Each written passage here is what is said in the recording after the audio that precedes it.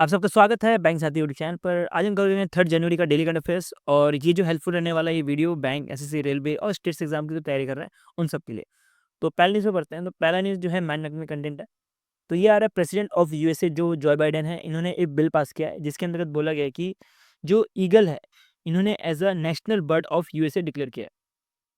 अब आपके मन में क्वेश्चन चल रहा होगा कि अभी आपने रिसेंटली देखा होगा कि जो डोनाल्ड ट्रंप हैं उनको जो है प्रेसिडेंट ऑफ यूएसए बनाया गया है। तो ये जॉय बाइडेन कैसे ये बिल पास कर पा रहे हैं?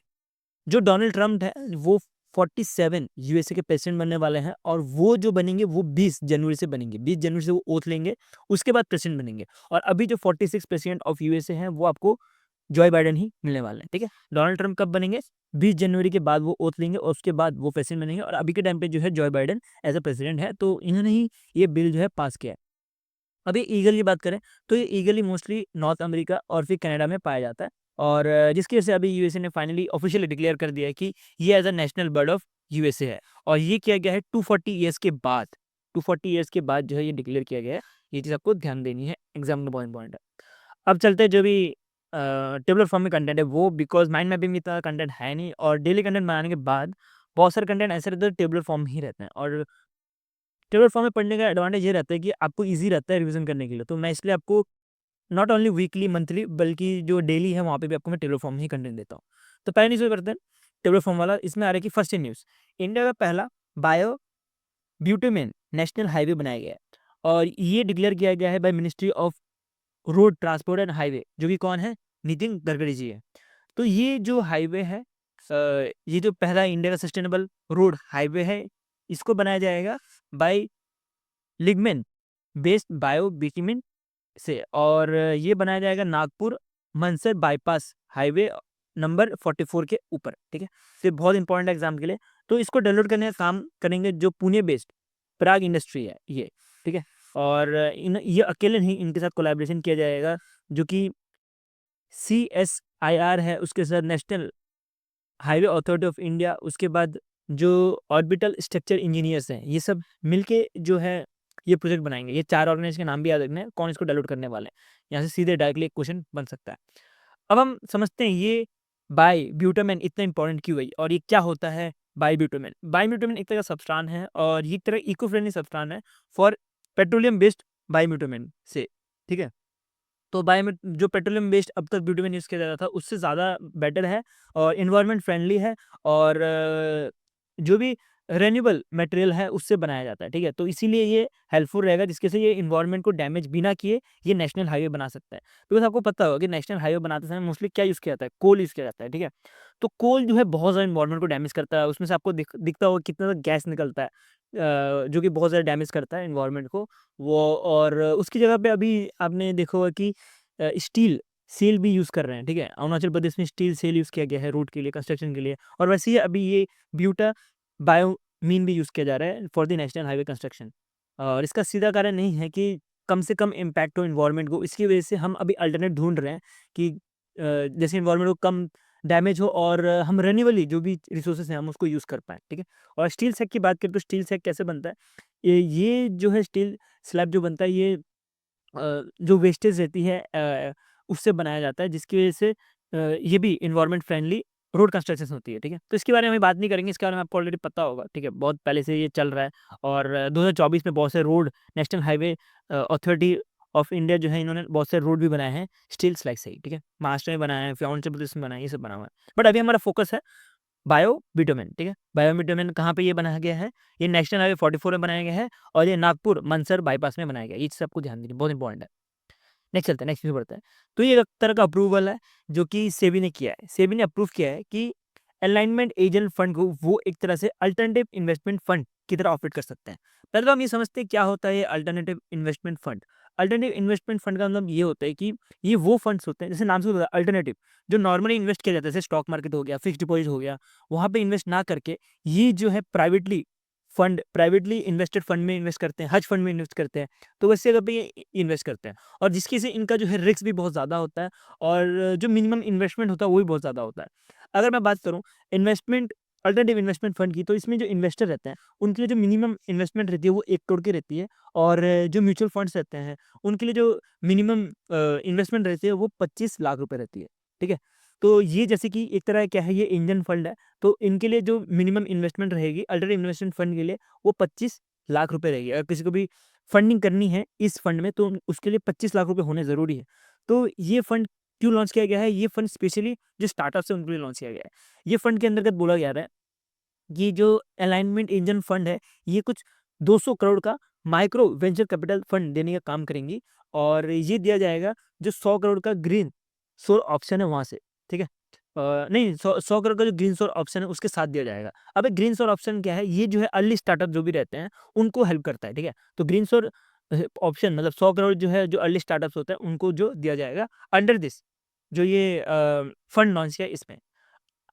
अब आपको एक चीज़ ध्यान रखनी है स्टैटिक पॉइंट ऑफ व्यू से, जो एग्जाम्पल इंपॉर्टेंट है, कि ये अल्टरनेटिव इन्वेस्टमेंट फंड बनने की एलिजिबिलिटी क्या है? इसकी पहली एलिजिबिलिटी तो ये है कि ये ओपन होना पड़ेगा जो भी इंडिया में रेजिडेंशियल है उनके लिए, जो एनआरआईज़ हैं उनके लिए, और जो फॉरेन नेशनल्स हैं उनके लिए ये ओपन रहना पड़ेगा। दूसरा, जो कि मैंने आपको ऑलरेडी बताया कि मिनिमम जो इन्वेस्टमेंट होनी पड़ेगी उसके लिए 1 करोड़ रुपए होनी पड़ेगी, और जैसे डायरेक्टर हो गया, एम्प्लॉयी हो गया, या जो फंड मैनेजर्स होते हैं उनके लिए 25 लाख होना पड़ेगा। इसका जो मिनिमम लॉकअप पीरियड रहता है वो 3 साल का रहता है, और जो इन्वेस्टर कैप रहता है वो ₹100 करके पर स्कीम के अंतर्गत रहता है। तो ये भी चीज़ आपको ध्यान देनी है। इन्वेस्टर कैप जो है 100 नहीं, सॉरी 1000 होते हैं पर स्कीम के अंतर्गत। तो ये चीज़ आपको ध्यान देनी है। सारे के सारे जो पॉइंट है स्टैटिक के, यहाँ से भी क्वेश्चन बनने ज़रूरी बन जाते हैं कि यहाँ से भी क्वेश्चन कभी ना कभी बन सकता है। लेकिन इसमें से जो सबसे ज़्यादा इंपॉर्टेंट है, जहाँ से क्वेश्चन बन सकता है कि मिनिमम इन्वेस्टमेंट कितना होना चाहिए अल्टरनेटिव इन्वेस्टमेंट फंड का, वो आपको पता होना चाहिए कि 1 करोड़ होना चाहिए। और नॉर्मल जो इन्वेस्टर्स रहते हैं उनके लिए, और डायरेक्टर, एम्प्लॉय और जो फंड मैनेजर रहते हैं इनके लिए 25 लाख रुपए रहता है। तो इस चीज़ आपको ध्यान देनी है। नेक्स्ट लॉन्चेस के ऊपर बढ़े, तो ये आ रहा है, बजाज एयरलाइन जनरल इंश्योरेंस ने लॉन्च किया है 2 तरह के मोटर इंश्योरेंस ऐड ऑन। एक का नाम है इको अश्योर रिपेयर प्रोटेक्शन, और दूसरा नाम है नेम ड्राइवर कवरेज। और नाम से ही बहुत सारी चीज़ें पता लग जाती है। तो जैसे कि इसमें पता लग रहा है कि इको अश्योर रिपेयर प्रोटेक्शन मतलब कुछ रिपेयर करने का काम करेगा, और जैसे कि मैंने आपको बताया कि ये मोटर इंश्योरेंस की बात हो रही है, ठीक है? मोटर इंश्योरेंस ऐड ऑन है, तो कुछ जो व्हीकल रहेगा उसका जो रिपेयर करना रहेगा, तो उसके लिए ये प्रोटेक्शन रिपेयर प्रोटेक्शन जो है स्कीम लॉन्च की गई है by Bajaj Allianz general insurance. तो इसके अंतर्गत बोला जा रहा है कि ये जो भी प्राइवेट कार है उसको रिपेयर किया जाएगा अप टू 12 ईयर्स तक। अगर कुछ एक्सीडेंट हो जाएगा under this eco assure repair protection. अब इसमें एक स्पेशल क्या चीज़ है, इसमें स्पेशल एक पॉइंट है जो आपको ध्यान रखना है एग्जाम के लिए, ये इको इंश्योरेंस देगा, ठीक है? अश्योरेंस देगा। तो ये इको अश्योरेंस का मतलब क्या होगा कि ये जो है इको फ्रेंडली रिपेयर करने वाला है। ऐसा नहीं कि जो एनवायरनमेंट को डैमेज करे ऐसा रिपेयर करेगा, ये एक तरह इको फ्रेंडली जो है रिपेयर करेगा जो भी प्राइवेट कार है उसको। और इसी के साथ जो भी पॉलिसी होल्डर है उनको एक ग्रीन सर्टिफिकेट ऑफ एक्नॉलेजमेंट भी दी जाएगी। ये भी चीज़ आपको ध्यान देनी है। उसके बाद दूसरा जो एड ऑन लॉन्च किया वो है नेम ड्राइवर कवर। तो इसके अंतर्गत जो भी ड्राइव कर रहा होगा कार, या तो जो सिंगल कार हो या मल्टीपल कार, जो भी ड्राइव कर रहा होगा उसको जो है ओन डैमेज मतलब खुद का जो है डैमेज कवरेज देने का काम करेगा ये नेम ड्राइवर कवर, ठीक है? तो ये भी चीज़ आपको ध्यान देनी है। उसके श्रीराम फाइनेंस की बात करें तो श्रीराम फाइनेंस ने लॉन्च किया है श्रीराम ग्रीन फाइनेंस। तो श्रीराम ग्रीन फाइनेंस जैसे नाम से पता लग रहा है कि ये जो है ग्रीन फाइनेंस करने का काम करेगा, और इसके अंतर्गत बोला जा रहा है कुछ 5,000 करोड़ रुपए देने का काम करेगा 3 से 4 साल में। तो इसे आपको ध्यान देनी है, और ये सपोर्ट करेगा जो भी ईवी मार्केट है उसको, उसका रिन्यूएबल एनर्जी, उसका एनर्जी एफिशिएंट सॉल्यूशन देने का काम करेगा। इसे आपको ध्यान देनी है क्यों ये जो है लॉन्च किया गया श्रीराम ग्रीन फाइनेंस। उसका चाइना की बात करें तो चाइना का वर्ल्ड लार्जेस्ट असॉल्ट शिप जो है बनाया गया है, जिसका नाम सियाचिन रखा है। तो ये जो शिप है, ये जो चाइना की जो नेवी है इनके लिए बनाई गई है कि ये शिप में रहते हुए भी जो अ, ट्रूप्स हैं उनको भेज पाए, ठीक है? उनसे जो है अटैक करवाया जा सके, उसी के लिए जो है चाइना ने लॉन्च किया है, ठीक है? और ये वर्ल्ड का लार्जेस्ट है जिसके से ये इंपॉर्टेंट बन जाता है। उसके नेक्स्ट चलते हैं, नेक्स्ट आ रहा है चाइना का 4 पाईसेट 2 रिमोट सेंसिंग सैटेलाइट लॉन्च किया है। और ये जो है रिमोट सेंसिंग सैटेलाइट है जो कि अर्थ ऑब्जर्वेटरी रडार सैटेलाइट भी बोला जाता है, ठीक है? तो इसे आपको ध्यान देने की चौथा 4 जो है अर्थ ऑब्जर्वेटरी रडार सैटेलाइट जो है लॉन्च किया जिसका नाम पाईसेट 2 है, ठीक है? एग्जाम पॉइंट ऑफ व्यू से इंपॉर्टेंट है, आपको ये ज़्यादा से ज़्यादा पूछा सकता है कि पाईसेट 2 कौन-सी कंट्री ने लॉन्च किया है? तो आपको बताना चाहिए चाइना ने लॉन्च किया, और कितने लॉन्च किए? 4 लॉन्च किए एक साथ। नेक्स्ट चलते हैं, नेक्स्ट जो न्यूज़ आ रहा है वो साउथ कोरिया की तरफ से आ रहा है। देखिए, साउथ कोरिया एक छोटी-सी कंट्री है, और अब तक इन्होंने इतना ज़्यादा डेवलप नहीं किया है इन टर्म्स ऑफ सैटेलाइट। तो अब तक इन्होंने सिर्फ़ 3 ही 3 से 4 जो है सैटेलाइट जो है लॉन्च किए, वो भी दूसरे के साथ पार्टनर करके, खुद के इंडिजिनियसली जो है साउथ कोरिया ने डेवलप नहीं किया। तो इसलिए जब भी साउथ कोरिया का न्यूज़ आता है ना, तो वो इम्पोर्टेंट बन जाता है एग्ज़ाम के लिए। तो साउथ कोरिया ने जो लॉन्च किया थर्ड स्पाई सैटेलाइट ऑर्बिट में। अब स्पाई सैटेलाइट का काम क्या रहता है? स्पाई सैटेलाइट का काम रहता है कि छुप के, जैसे नाम से पता लग रहा है, छुप के जो है जो निगरानी रखता है दूसरे कंट्रीज़ पे, ठीक है? तो ये गवर्नमेंट ओन सैटेलाइट रहते हैं और इनका काम रहता है, जैसे नॉर्थ कोरिया है, ठीक है? साउथ कोरिया का दुश्मन कौन है? North Korea.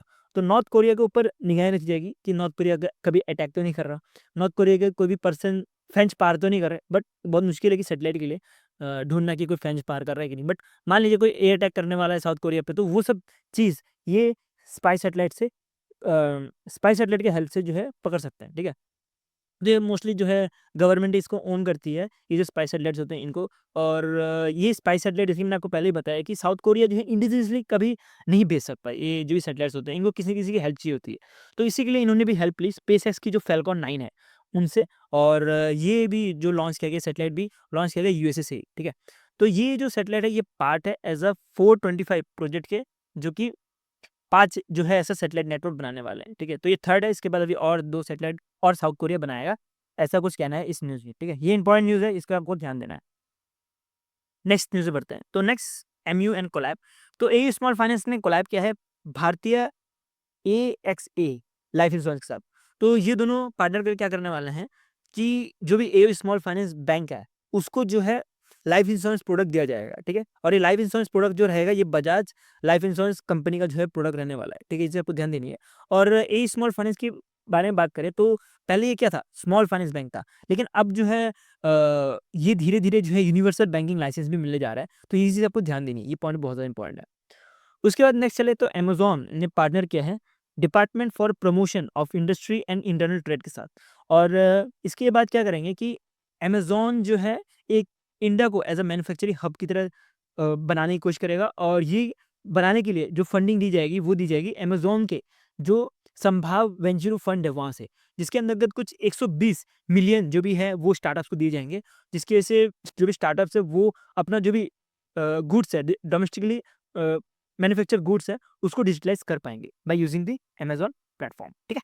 नेक्स्ट चलते हैं, नेक्स्ट आ रहा है कि अमेज़न फाइनेंस इंडिया, और इन्होंने पार्टनर किया है एल&टी फाइनेंस होल्डिंग लिमिटेड के साथ, जो कि करके एनबीएफसी है। तो जो एल&टी फाइनेंस होल्डिंग कंपनी है, ये क्या करेगी? ये फंड करने का काम करेगी अमेज़न इंडिया फाइनेंस को। और इसके बेसिस पे ही जो लोन जो भी अमेज़न ऐप है या वेबसाइट है, वो लोन का लाभ ले पाएँगे जो भी पर्सन है। जैसे आप हैं, मैं नॉर्मल पर्सन, अगर हमें लोन चाहिए तो हम अमेज़न ऐप से भी लोन ले सकते हैं, और वो लोन देने का काम होगा एल&टी फाइनेंस होल्डिंग कंपनी का। तो ये चीज़ आपको ध्यान देनी है कि अगर हमें लोन लेना हो, तो हम अब जाके अमेज़न ऐप या वेबसाइट से लोन ले सकते हैं। लेकिन वो लोन जो प्रोवाइड की जाएगी, वो की जाएगी एल&टी फाइनेंस होल्डिंग कंपनी से, बिकॉज़ अमेज़न फाइनेंस इंडिया ने एमयू साइन किया है एल&टी फाइनेंस होल्डिंग कंपनी के साथ, ठीक है? तो इस वजह से आप यहाँ से भी लोन ले सकते हो। उसके बाद नेक्स्ट चले तो ये आ रहा है आरबीएल बैंक। आरबीएल बैंक ने बजाज फाइनेंस के साथ बहुत पहले पार्टनर की थी, कुछ 2016 में, ठीक है? 2016 में ही पार्टनर की थी, और ये 8 साल लंबा एक एग्रीमेंट था दोनों के बीच में। एक तरह का ये क्रेडिट कार्ड था, जिसको ये दोनों जो है एंड कर रहे हैं, ठीक है? एक क्रेडिट कार्ड था जिसको ये दोनों एंड कर रहे हैं। और ये एंड करने का कारण यही है कि इनका जो ओपिनियन है, दोनों बैंक का जो आइडियोलॉजी है वो अलग-अलग है, जिसकी वजह से ये जो भी इनका को-ब्रीडिंग क्रेडिट कार्ड था, सारे के सारे ये बंद कर रहे हैं, ठीक है? ये चीज़ आपको ध्यान देनी है। ये भी एग्ज़ाम के लिए बहुत इंपॉर्टेंट है। उसके बाद कुछ अवार्ड्स के बारे में पढ़ते हैं हम। तो इसमें 2 अवार्ड्स हैं, उसमें पहला अवार्ड आ रहा है ब्लूमबर्ग का वर्ल्ड रिचेस्ट फैमिली 2024 का अवार्ड। तो इसमें जो दिया गया है वॉलमार्ट के जो फैमिली है उसको, ठीक है? वॉलमार्ट के जो वेल्टन फैमिली है, उनको जो है ये अवार्ड दिया गया है। और इन द नेटवर्थ की बात करें तो इनकी नेटवर्थ 432.4 बिलियन है। उसका सेकंड नंबर में आप देख सकते हो, ये भी इंपॉर्टेंट है। बट जो इंपॉर्टेंट है वो एग्ज़ाम के लिए आपको ये 8th नंबर मिलेगा, क्योंकि इसमें अदानी की फैमिली आती है, जिनका नेटवर्थ जो आता है वो 99.9 बिलियन आता है, ठीक है? तो ये चीज़ आपको ध्यान देनी है कि 8th नंबर पे कौन है? अदानी की फैमिली है, और फर्स्ट नंबर पे कौन है? जो वॉलमार्ट के जो फैमिली है वो है, ठीक है? वॉलमार्ट के जो वेल्सन ऑफ वॉलमार्ट है, उनकी जो फैमिली है, वो जो है सबसे ज़्यादा जो इन टर्म्स ऑफ वेल्थ है, वो चीज़ आपको ध्यान देनी है। एग्ज़ाम के लिए बहुत इंपॉर्टेंट बन जाता है ये भी। अगर वॉलमार्ट की जो फैमिली है, इनकी बात करें, तो इन्होंने जो एलन मस्क की जो फैमिली है, उनका उनसे भी आगे निकल गए, तो ये चीज़ आपको ध्यान देनी है। ये बहुत इंपॉर्टेंट है। नेक्स्ट चलते हैं, नेक्स्ट न्यूज़ पे बढ़ते हैं। तो नेक्स्ट आ रहा है 21st world 11 most powerful women list, और ये जो लिस्ट है ये रिलीज़ किया जाता है फोर्ब के द्वारा। तो ये फोर्ब कैसे रिलीज़ करता है? तो ये फोर्ब जो है 4 मैट्रिक्स को देख के रिलीज़ करता है। ये जो लिस्ट है उसको, एक मनी, दूसरा मीडिया, तीसरा इम्पैक्ट, और कितना ज़्यादा इन्फ्लुएंस है उस वुमेन का, जो भी वुमेन्स हैं उनका कितना इन्फ्लुएंस है उसके बेसिस पे ही नापा जाता है। और इसको डिफरेंट डिफरेंट कैटेगरीज में नापा जाता है, जैसे बिजनेस हो गया, टेक्नोलॉजी होगी, फाइनेंस हो गया, मीडिया हो गया, एंटरटेनमेंट हो गया, और पॉलिटिक्स एंड पॉलिसी हो गई। ऐसे सब कैटेगरी में नापा जाता है। टोटल 6 कैटेगरी है। अगर देखें तो 6 कैटेगरी में आपको जो भी टॉप में दिख रहे हैं सारे के सारे, ज़्यादा से ज़्यादा जो है पॉलिटिशियन है, ठीक है? तो ये चीज़ आपको ध्यान देनी है। और इसमें जो फर्स्ट है, फर्स्ट नंबर पे आते हैं, वो हैं जो प्रेसिडेंट ऑफ यूरोपियन कमीशन है। तो ये पहले नंबर पे आते हैं as a most powerful women में। और एग्ज़ाम पॉइंट ऑफ व्यू से बात करें तो सबसे इम्पोर्टेंट जो है निर्मला सीतारमन जी का रैंक है, और ये जो है 28th है। ये इम्पोर्टेंट है कि निर्मला सीतारमन जी का जो है रैंक है 28 है, और ये इंडिया में टॉप किए हैं अंडर दिस लिस्ट, ठीक है? और मिनिस्ट्री ऑफ फाइनेंस के अंतर्गत ये आती है, ये आपको चीज़ तो पता ही होगी, ठीक है? मिनिस्ट्री ऑफ फाइनेंस और मिनिस्ट्री ऑफ कॉर्पोरेट अफेयर्स के अंतर्गत ये आती है। और दूसरे नंबर पे बात करें तो टॉप में जो इंडिया में है वो रोशनी नादर जी है, जो कि 81 नंबर पे आती है, जो कि चेयरपर्सन है एचसीएल टेक की, टेक्नोलॉजी के चेयरपर्सन है। तो ये दोनों पर्सन के नाम आपको याद रखने हैं। उसका तीसरा भी आपको याद रखना है 82 कौन है। तो याद तो आपको सबको सभी रखने हैं, बट इंपॉर्टेंट जो है ये दोनों है, जो कि आपको ज़्यादा ध्यान देनी है, ठीक है? नेक्स्ट रिकॉग्निशन में पढ़ते हैं। तो ये आ रहा है brain rot as a word of the year 2024 जो है रिकॉग्नाइज किया गया है, और ये रिकॉग्नाइज किया गया है ऑक्सफोर्ड यूनिवर्सिटी प्रेस के द्वारा।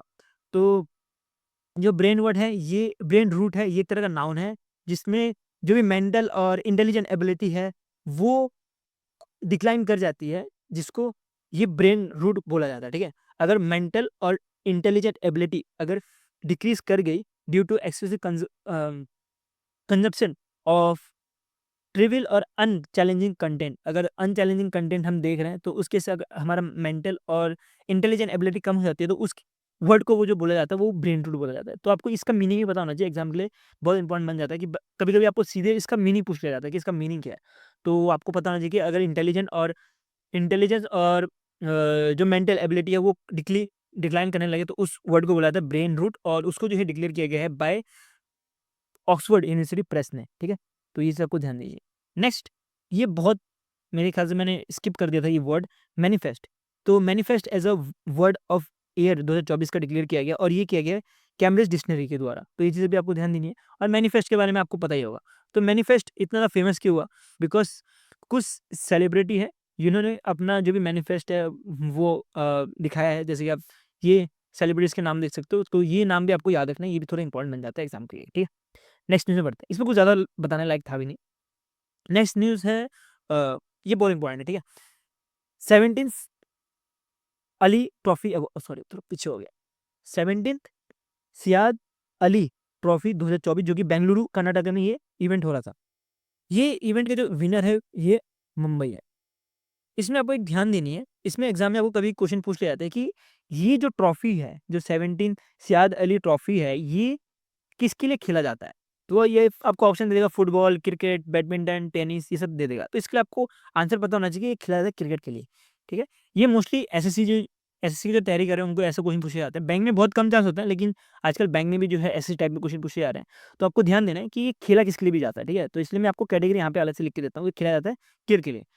तो इसमें जो विनर थे वो मुंबई थे, और मुंबई जो टीम थी इसको लीड कर रहे थे सीएस अय्यर जी, और मुंबई ने जो डिफीट किया था वो मध्य प्रदेश को डिफीट किया था, ठीक है? तो मध्य प्रदेश की जो टीम थी उसको कैप्टन कर रहे थे रजत पाटीदार। तो ये चीज़ आपको ध्यान देनी है, ठीक है? तो मुंबई का ये जो है सेकंड विन है, ये सेकंड ट्रॉफी है, और मुंबई की पहले जो वडोदरा था, गुजरात था, और कर्नाटका था, इन्होंने ये जो है जो ये ट्रॉफी है ये जीता था, ठीक है? तो ये ट्रॉफी जो है ये नेशनल लेवल पे क्रिकेट का जो टूर्नामेंट होता है वो है, और इसमें डिफरेंट स्टेट्स जो है भाग लेते हैं, और फिर मतलब कॉम्पिटिशन होता है, ठीक है? उसके बेसिस पे जो है मुंबई इस बार दूसरी बार जीती है, और मुंबई जो है चौथी टीम बन चुकी है जो कि 2 बार जीती है। इससे पहले वडोदरा, गुजरात और कर्नाटका पहले ही जीत चुकी है। और तमिलनाडु की बात करें तो तमिलनाडु 3 बार ये टूर्नामेंट जीत चुके हैं। तो ये भी इंपॉर्टेंट है आपके लिए कि तमिलनाडु ऑलरेडी 3 बार ये जीत चुकी है, ठीक है?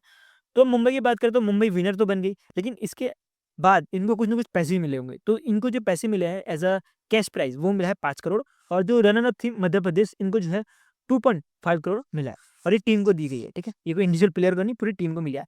और अगर इंडिविजुअल टीम की बात करें, इंडिविजुअल प्लेयर की बात करें तो इसमें आपको मिलेगा 2 अवार्ड। एक है player of the match award, जो कि मुंबई के जो प्लेयर हैं इनको दिया गया है, श्रेयस जी को। उसके बाद जो दूसरे जो player of the tournament award दिया गया, ये रेहानी को दिया गया है, ठीक है? ये भी मुंबई को ही गया हुआ है, तो ये चीज़ आपको ध्यान दीजिए। इसका एक होस्ट है, ठीक है? वुमेन खिलाड़ी वर्ल्ड कप 2025 ये इंडिया होस्ट करने वाला, और ये वर्ल्ड कप जो है ये बिहार में होने वाला है, इसे आपको ध्यान देनी है। जो राजगीर स्पोर्ट्स एकेडमी है यहाँ पे ये होने वाला है, ठीक है? तो ये सेकंड टाइम ऐसा है कि बिहार जो है इसको होस्ट करने जा रहा है, और इससे पहले जो है पटना में इसको होस्ट किया गया था 2012 में, ठीक है? और जो ये वर्ल्ड खिला कबड्डी वर्ल्ड कप है, ये ऑर्गेनाइज किया जाता है इंटरनेशनल कबड्डी फेडरेशन के द्वारा, तो ये भी चीज़ आपको ध्यान देनी है, एग्जाम के लिए इंपॉर्टेंट है। नेक्स्ट अपॉइंटमेंट पढ़े तो ये आ रहा है कि जस्टिस वी रामा सुब्रमण्यम, ये जो है 9th human right human sorry national human right commission के चेयरपर्सन बन चुके हैं। तो इन्होंने जो है रिप्लेस कर दिया अरुण कुमार मिश्रा जी को, और इनकी जो अपॉइंटमेंट की गई थी, तो इनकी जो अपॉइंटमेंट की गई थी वो प्रेसिडेंट ऑफ इंडिया जो द्रौपदी मुर्मू जी हैं इनके द्वारा की गई थी, ठीक है? तो ये तो मतलब नॉर्मल सी चीज़ है कि मोस्टली जो भी अपॉइंटमेंट है वो प्रेसिडेंट ही करता है। वो चीफ जस्टिस ऑफ इंडिया ले ले, नेशनल ह्यूमन राइट कमीशन ले ले, या दूसरे जो भी कमीशंस के यूपीएससी के जो चेयरपर्सन होते हैं उनकी भी जो अपॉइंटमेंट होता है वो प्रेसिडेंट ही करता है। लेकिन जो प्रेसिडेंट की अपॉइंटमेंट होता है वो करता है चीफ जस्टिस ऑफ इंडिया, ठीक है?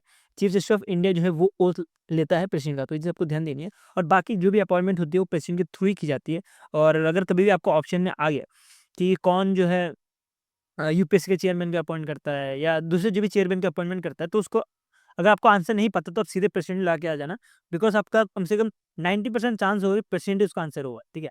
तो अगर आपको कभी भी डाउट लगे, आंसर नहीं पता लग रहा, तो उस केस में आपको प्रेसिडेंट ला के आना, ये चीज़ आपको ध्यान देनी है। और इसकी बात करें तो ये जो इनका टर्म रहने वाला है वो 3 साल लंबा रहने वाला है, और दिसंबर 2027 में इनका टर्म खत्म हो जाएगा। इसी के साथ प्रेसिडेंट ने जो चाइल्ड राइट एक्टिविस्ट है इनको भी अपॉइंट किया गया एज अ जो नेशनल ह्यूमन राइट के मेंबर के तौर पे। तो ये चीज़ आपको ध्यान देनी है कि पियांग जी को as a national human right commission का मेंबर बनाया गया। इधर से क्वेश्चन बनने के चांसेस बहुत कम है, जो चेयरपर्सन है यहाँ से बनने के चांसेस बहुत ज़्यादा है। तो इधर आपको ज़्यादा फोकस करना है, पढ़ना आपको ये भी है, लेकिन यहाँ से क्वेश्चन बनने के चांसेस बहुत कम है। तो ये हो गया जो भी हमारा डेली करंट अफेयर्स था वो, और आई थिंक ये 25 मिनट के अंदर ही खत्म हो गया। और मेरा भी काम यही है कि आपको शॉर्ट में और क्लिप्स में जो भी कंटेंट है वो प्रोवाइड किया जाए और पढ़ाया जाए, बिकॉज वो कंटेंट पढ़ने का फ़ायदा ही क्या, जो लास्ट में आप रिवीजन ही ना कर पाओ उसका, और एग्जाम में आप रिटेन ही नहीं कर पाओ, तो वो कंटेंट पर कोई मतलब नहीं बनता। तो इसलिए मेरा और बेंच साथी का यही काम है कि आपको शॉर्ट में और क्विज में कंटेंट और जो वीडियो वही प्रोवाइड की जाए। तो अगर आपको इसी फॉर्म में, अगर माइंड मैपिंग फॉर्म या टेबलर फॉर्म में कंटेंट चाहिए, तो आप इस टेलीग्राम ग्रुप में जाके इसका पीडीएफ भी डाउनलोड कर सकते हो, और इसी फॉर्म में जो है आपको वीकली और मंथली पीडीएफ भी मिल जाएगा। और वीडियो अच्छा लगा तो लाइक कर देना, और ऐसे ही कंटेंट देखने सब्सक्राइब मुझे अभी के लिए मिलते रहते हैं। Thank you for this video.